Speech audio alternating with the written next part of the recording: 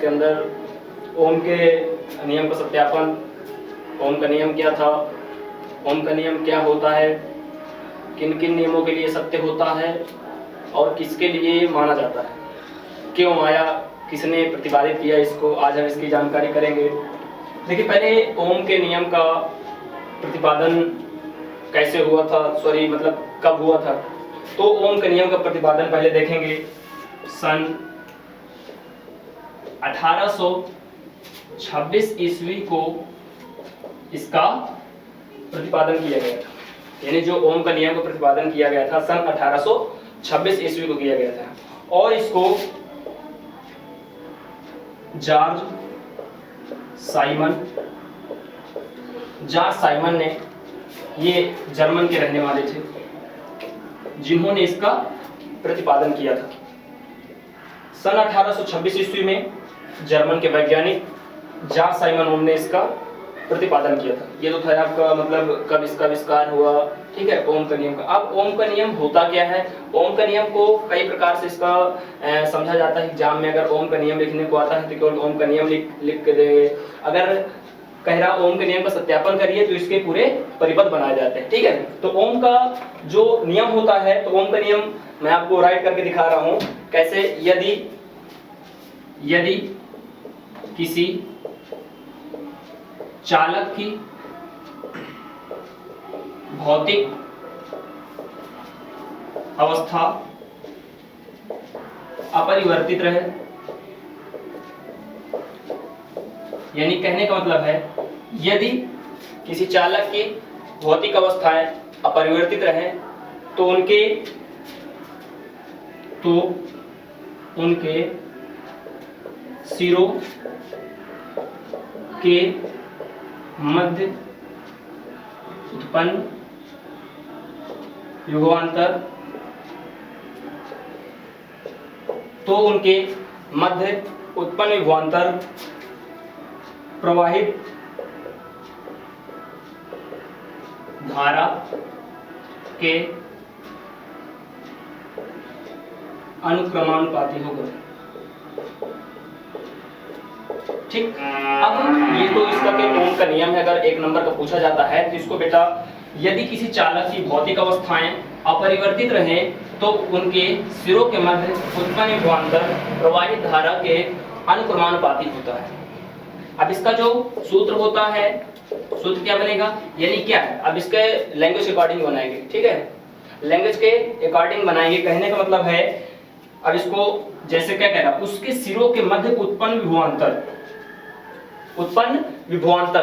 प्रवाहित धारा क्या होता है, अनुक्रमानुपाती होता है। यानी जो उत्पन्न विभवांतर V होगा अनुक्रमानुपाती होगा बेटा किसके, प्रवाहित धारा किसे डिनोट करते हैं, I से, यानी V प्रोपोर्शनल I, ठीक है। अब जब प्रोपोर्शनल हटाते हैं तो अब जो भौतिक चालक कहने का मतलब यह है, जो चालक तार होता है तो इसके सिरों के मध्य रेजिस्टेंस भी उत्पन्न होता है। तो यानी जब इसको प्रोपोर्शनल हटाते हैं तो V is equal to IR, V equal to क्या हो जाएगा, IR। R एक नियतांक है। अब कह दिया जाए कि R आया है, यानी जो चालक तार होता है ये R जो आया है ये उस चालक तार का प्रतिरोध होता है और प्रतिरोध का मात्रक बेटा क्या होता है, यानी जो चालक तार का प्रतिरोध है इसका मात्रक बेटा होता है ओम, ठीक है। ये आप देखिए, तो आपका अब जो इसके सूत्र थे, सूत्र से सभी के मान अलग अलग निकाल सकते हैं। इन्हीं सभी का पक्षांतर करके हम मान अलग अलग निकाल सकते हैं। जैसे कहने का मतलब जब हमें I का मान निकालना होगा तो R कहाँ चला जाएगा, V के अपॉन पे चला जाएगा, तो I इक्वल टू क्या हो जाएगा, V अपॉन R। तो इसकी जब बेटा जो यूनिट आती है, जो कैलकुलेशन न्यूमेरिकल्स आएगा, तो इसका मात्रक होगा बेटा लास्ट में एम्पियर, ठीक है। और जब विभवांतर निकालेंगे तो इसका मात्रक आएगा आपका वोल्ट पे। यानी सबसे पहले जब आप न्यूमेरिकल कैलकुलेशन करेंगे उसके आपको जरूरी होता है बेटा आपका कि उसकी यूनिट, अगर आपकी यूनिट गलत है तो आपका कैलकुलेशन पूरा रॉन्ग माना जाएगा। अब जब रेजिस्टेंस यानी प्रतिरोध निकालेंगे तो R इक्वल टू क्या हो जाएगा, V अपॉन I, ठीक है। यानी जब प्रतिरोध निकालेंगे किसी चालक तार का तो इसका फार्मूला क्या हो जाएगा, V अपॉन I। इसका जो मात्रक आएगा बेटा आएगा ओम पे, और इसका जो साइन इफेक्ट होता है आपका था ओम का, ठीक है। अब चलते हैं सत्यापन पे।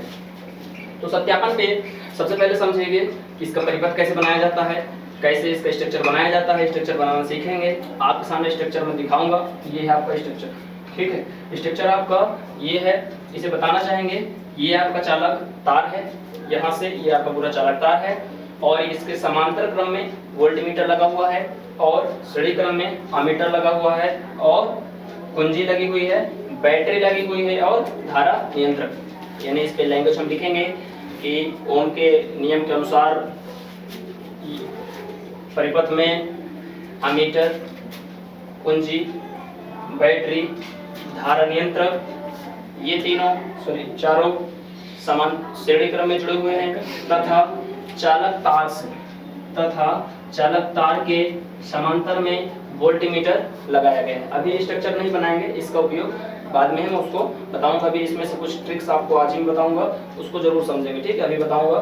तो ये है ओम का नियम पे, यानी आपको परिपथ में क्या क्या लगा हुआ है, किसकी क्या आवश्यकता है, उसको जब आगे पैराग्राफ जैसे चेंज करेंगे, नीचे लिखेंगे बेटा, जैसे ही कुंजी को ऑन या ऑफ करते हैं, कुंजी पे जैसे ऑन या ऑफ करते हैं तो परिपथ में धारा क्या होने लगती है, प्रवाहित होने लगती है। जब परिपथ में धारा प्रवाहित होने लगेगी तो उस पर ध्यान देंगे। सबसे पहले धारा को यहाँ पर अमीटर, वोल्टमीटर, इसका उपयोग क्या है, ठीक है, वो यहाँ पे समझेंगे। वही ट्रिक्स आपको बताने जा रहा हूँ। जो धारा जो होगी, धारा अगर कह दी जाए किससे मापी जाती है तो आप बताएंगे अमीटर से, और कहते किसमें मापी जाती है तो बताएंगे एम्पियर पे। इसी प्रकार से विभवांतर यानी जो वोल्टेज होता है, विभवांतर यानी जो वोल्टमीटर लगा हुआ है, इसका कार्य क्या होता है, इसका कार्य ये होता है, विभवांतर को वोल्टमीटर से मापा जाता है, और किसमें मापा जाता है बेटा, वोल्ट में मापा जाता है।